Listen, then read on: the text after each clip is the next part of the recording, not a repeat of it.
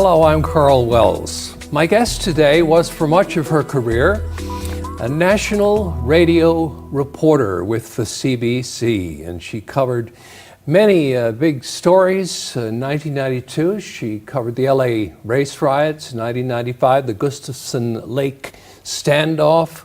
She's also an award-winning radio documentarian. She's made a film, she's written a play, and now she has written a book which will be published next year.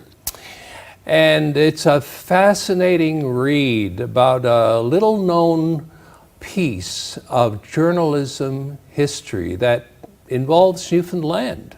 It's my pleasure to welcome Theresa O'Leary to the program. Hi, Theresa. Thank you, Karl. It's wonderful to be here. Theresa, I want to talk a little bit about your career, first of all. You were in LA for the race riots in '92, and that Gustafson Lake standoff. These were really highly charged, volatile situations. What was it like as a reporter going into something like that? What was the experience like? It was dramatic, absolutely, in both cases. I was working in Montreal as a news reporter for the CBC, and I went out to Vancouver to fill in as a national reporter for British Columbia, which I had done many times. And because the LA riots occurred on the west coast of North America, that was the role of a national reporter in BC to cover the west coast, so anything that happened in California. So anyway, so they flew me down to Toronto, National Radio News. Basically, they book everything for you, and they sent me down on a flight as soon as possible. And also, they created a buddy system because we were going into a very dangerous situation. You know, for the people who don't know that story, it really was a pivotal story because it was the first time, I think, at that time, it was the first time that a videotaped assault by police officers occurred. This was Rodney King. Exactly. And so it seemed like a slam dunk. There was videotape of them assaulting this black man, an African-American man. And of course, it set off race tensions in the United States. Flash forward a year later when the trial occurred and the police officers were charged and tried, and they were not convicted. They were acquitted. And that just sparked an incredible reaction within Los Angeles. The core area that was involved was South Central LA. That's where a lot of the violence occurred. So jumping back to when, you know, I flew in and I met a fellow reporter from Ottawa, Susan Murray, at the airport. And as soon as I got off the airplane, actually, I remember it so vividly because it was very dramatic. And when I got off the airplane, all I could smell was the smell of smoke and fire. And I did discover that there were 4,000 fires burning in LA that day. And there was no point in calling the fire department. It was out of control. And also there was no point in calling the police because the violence that had been sparked was out of control. Truck drivers, white truck drivers, were being pulled out of their vehicles, their trucks, and beaten up. There was looting, vandalism, assaults going on all over the place. So it was a very volatile situation. So Susan and I get in our car, and she drives, and I basically jump in and out. And our goal is to go to the center point of the conflict, which was in South Central. And on the way, though, what we saw was remarkable. And I mean, it really was anarchy, Karl. I've never experienced anything like it before or since. As I said, all the institutions that we did rely on to keep our cities safe, you couldn't rely on them. So people were on their own. So, for instance, I can vividly remember dozens and dozens of homeowners standing on their roofs with hoses, trying to keep them cool so that the fire wouldn't flick over onto theirs.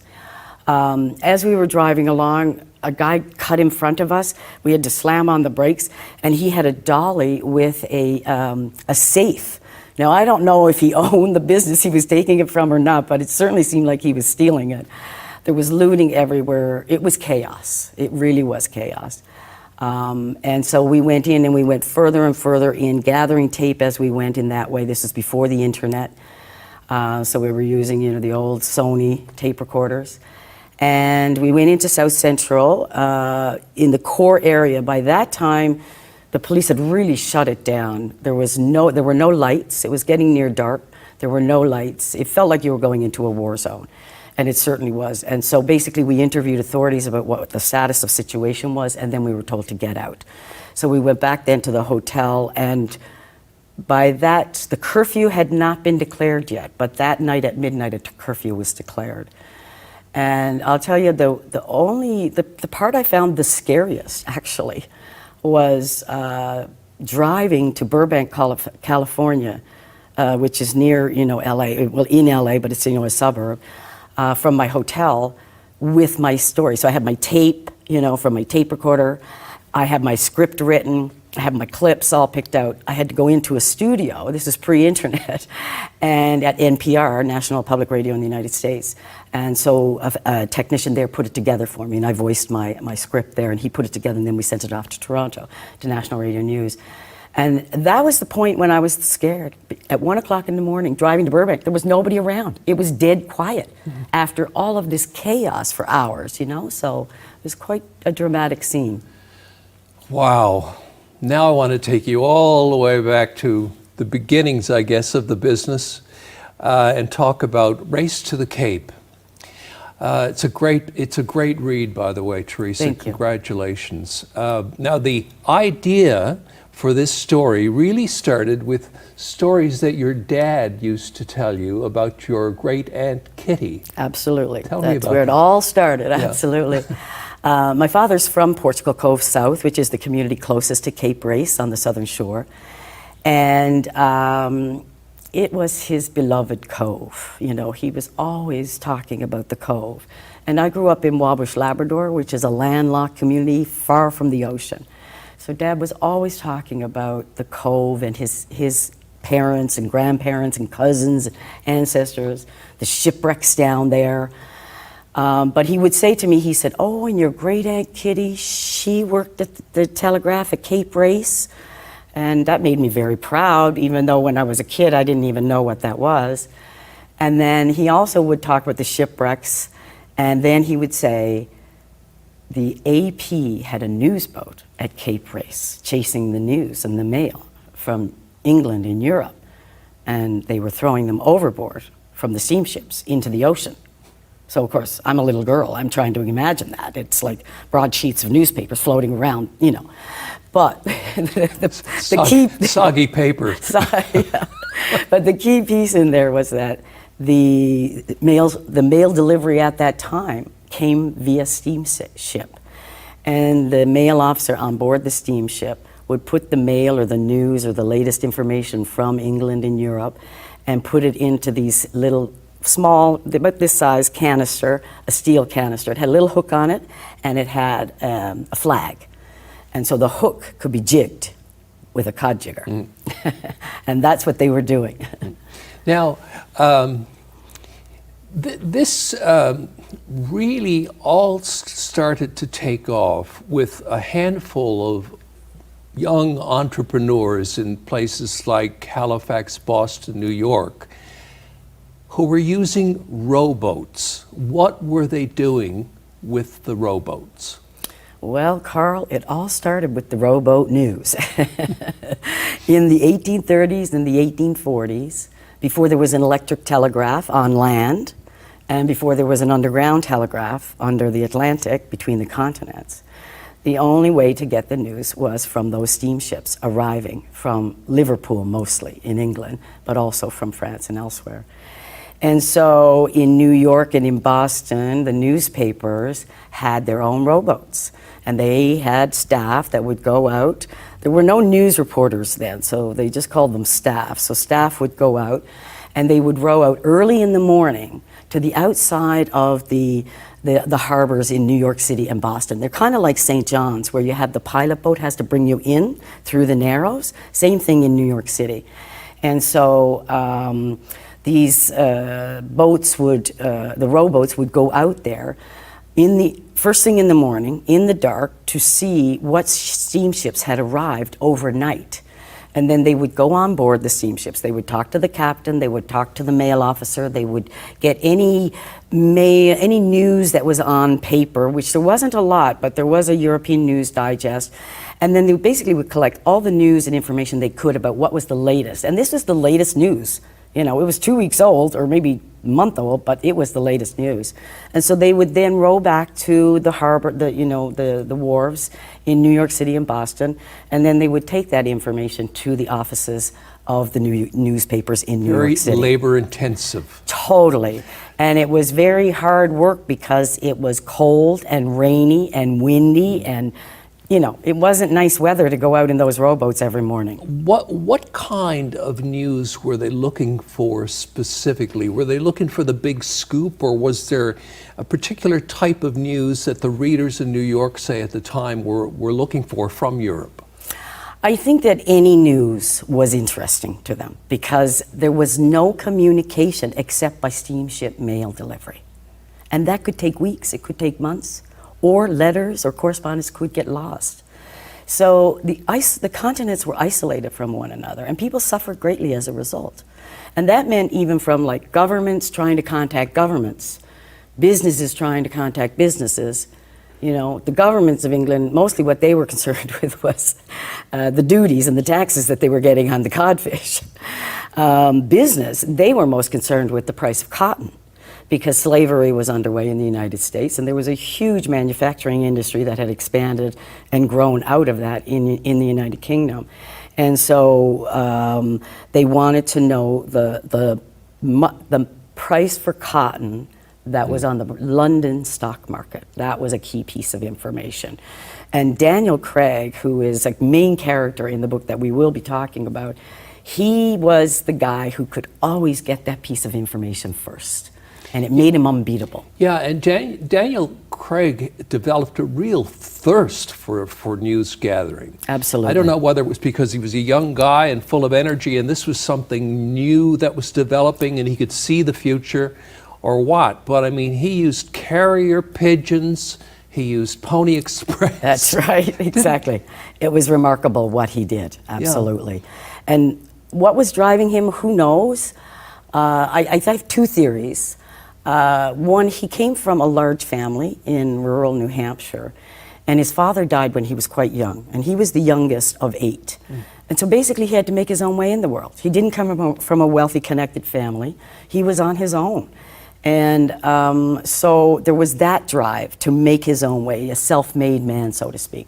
Secondly, I think he just inherently or innately had it in him, this curiosity to know, and to know now, and to know first. Yeah. You know, that's what drove him, and that's what drives every news reporter. It's what drove me, and not everybody has that quality. Yeah. There are a lot of journalists who are not news reporters who don't have that sort of dead focus on getting that news. Yeah. But he had it for sure in spades, and he ordered carrier pigeons from Africa, brought them over. And he was in Boston in his early days, and he married a woman named Helena, and he ordered these carrier pigeons, he trained them. Then he would go out on the rowboat, get on the ships, like far off, as far as he could go, and then get on the ships. And then he'd write in these little pieces of tissue paper the headlines, basically, of the news, and then send it back to the shore, the wharf in Boston, and there was his wife waiting to receive the birds, take the information, hurry up to the telegraph office and get the telegraph sent to, and again, price of cotton. Jacob Little was a Wall Street operator. He was the guy that wanted to know that information. And Craig, he was a big client of Craig's. So. And the competition became so fierce that at one point the newspapers said, hey guys, we're knocking each other out here. Yeah. We should really cooperate. Yes. And create something that allows all of us to share. Yes. And this was the formation of the Associated Press. It was indeed. And you know, it started with the fighting, like you say, because the rowboats in New York, it got so fierce at one point they were sort of using these slingshot-like devices to flick metal pins at each other's heads. And this is what was going on. So that's why finally they said, you know what, we can't keep this up. This is getting ridiculous. So they formed a harbor combine in which they would have one rowboat go out and get the news for all of them. But it was a very loose coalition. And more importantly, after that, what happened was the Mexican War broke out in the United States. And as a result of that, the newspapers in New York, and there were 6 that were the top 6, they wanted to cover the war. They sent, all of them sent somebody down to the war front to give them the news. But the telegraph fees were atrocious because it was a new technology. And newspapers, you know, are frugal-minded to start with. And so they decided that to save money on covering the Mexican War, that they would bring together, you know, the Associated Press. And it was 6 newspapers in New York. These were fierce competitors. Back then, the news was really opinion-driven. All the newspapers were owned by rich, wealthy men or political men, and they were advertising-driven. There was no fact-based news at all.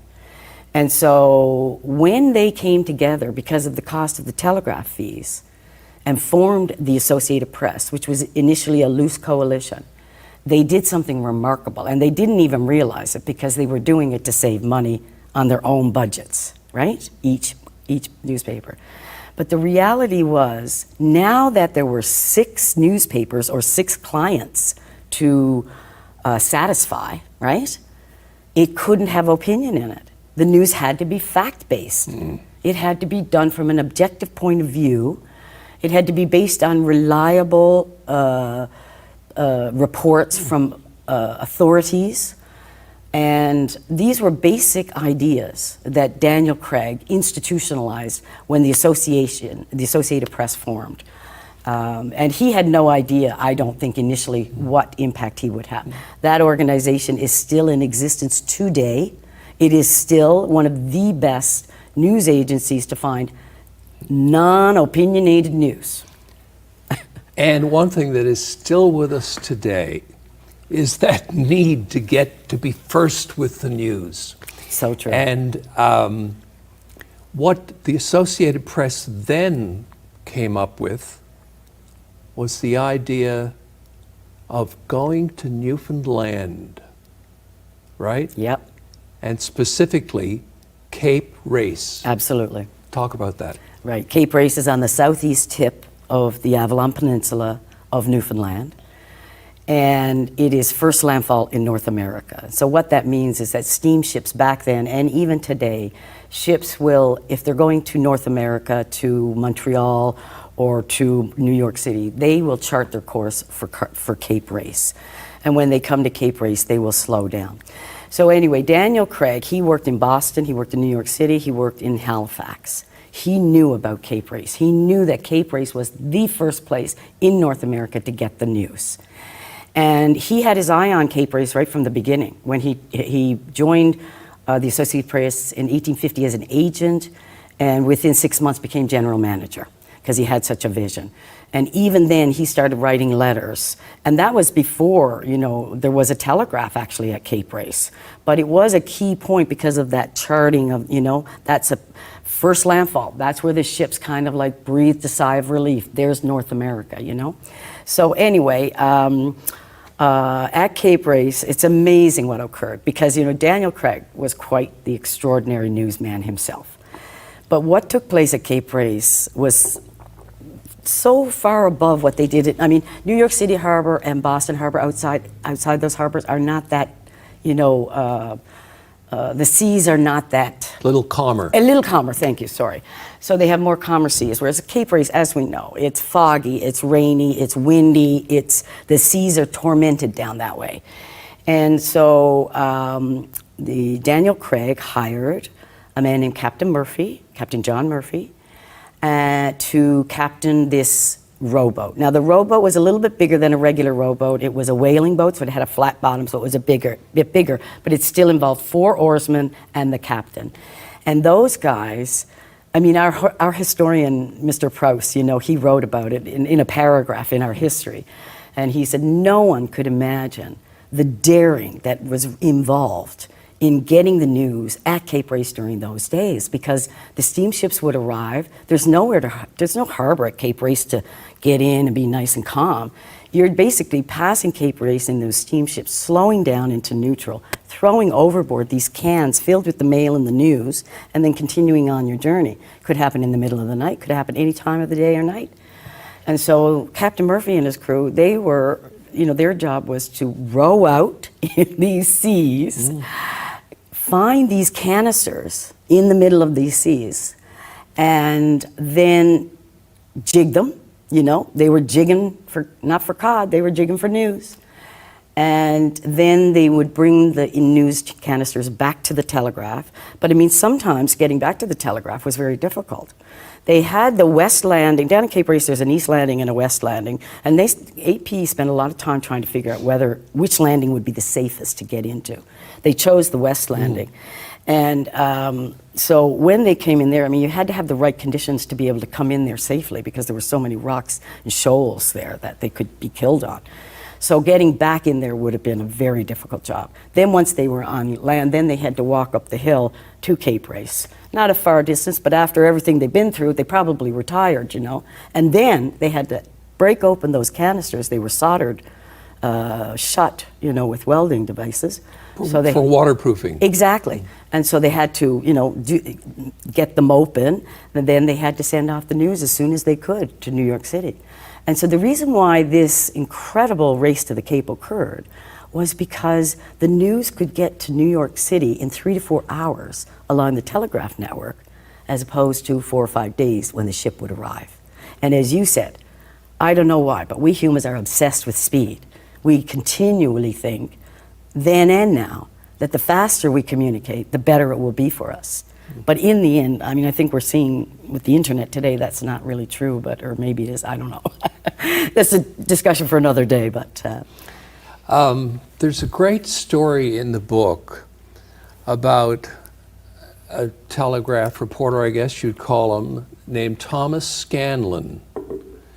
And he gets a message to President Abraham Lincoln, yes, which is an historic message. Tell us about that. Yes, it's an incredible story, actually.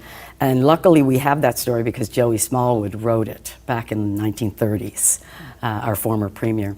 But Thomas Scanlon was a really fascinating man as well. He was a true telegraph man. He was from Brigus, and he got excited when the telegraph came into Brigus. He was a young man, and that was really typical of the telegraph men of that day. They were young teenage men, boys really, but they could learn the telegraph skill very quickly.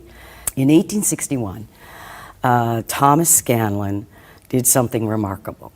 So the Civil War had broken out in the United States just a few months earlier, and England had declared its siding with the South.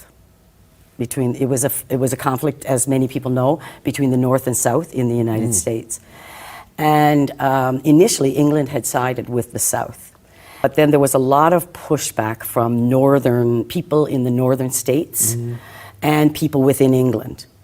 And so by August, it had changed its mind, and it had decided to be neutral in the conflict and to leave it to the Americans to work out.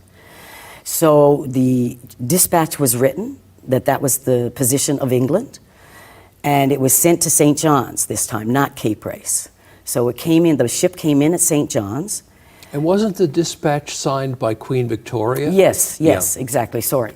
And so then in came the dispatch, and the telegraph operators in the city, of course, were waiting for steamships to deliver the news. In comes this very important message, but unfortunately at that moment in time, the telegraph lines were down from St. John's to La Manche. And La Manche was a mining site on the isthmus, basically where the Avalon Peninsula joins the rest of the province, between Trinity Bay and Placentia Bay. Now, on that isthmus, there was a place called La Manche, there was a telegraph station there. So, all of the telegraph operators in St. John's got together on a Saturday night, and they were just despondent that this news was here and they couldn't transmit the news. And in the back, this young man piped up, Thomas Scanlon, said, "I'll get it there." And what he proposed and what he did, what a journey that man took. What a journey. Because he took a buggy, he left at midnight with the dispatches on in his knapsack on the back. He got a horse and buggy to Kelligrews, to Conception Bay South. 2.5 hours it took that. Then he was going to get a sailboat across the bay to Brigus, but there was no wind. So then he had to walk. He walked further south until he found a fisherman in bed, roused him, got him to take him across the bay to Brigus. Gets to Brigus, there's no horse to be found. Walks to Spaniards Bay. In Spaniards Bay, finds a horse and buggy to take him to New Harbor. But within 4 miles, the horse goes lame. So he has to walk to New Harbor. So he gets to New Harbor finally. There's across the bay there's a ferryman who can take him across, but he's on the other side of the bay. So he starts yelling, becomes hoarse from yelling, but the ferryman never hears him. So he walks on, finds a house, borrows a gun, goes back, shoots off the gun. The ferryman comes over and gets him finally, takes him across the bay, and then he has to walk 3 miles to Lamont, to the telegraph station. He gets to the telegraph station, it's not working. He has to repair it. And meanwhile, there are mosquitoes eating him alive. And I don't know exactly how long this journey has taken. Now, I'm going to work it out for the book, so the answer will be in the book next year.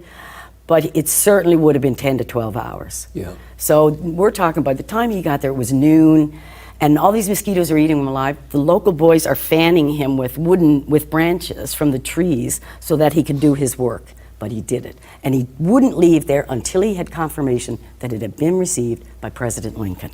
Theresa, all the best with the book. It's an amazing read. And I'm sure you're going to have great success with it when it comes out next year.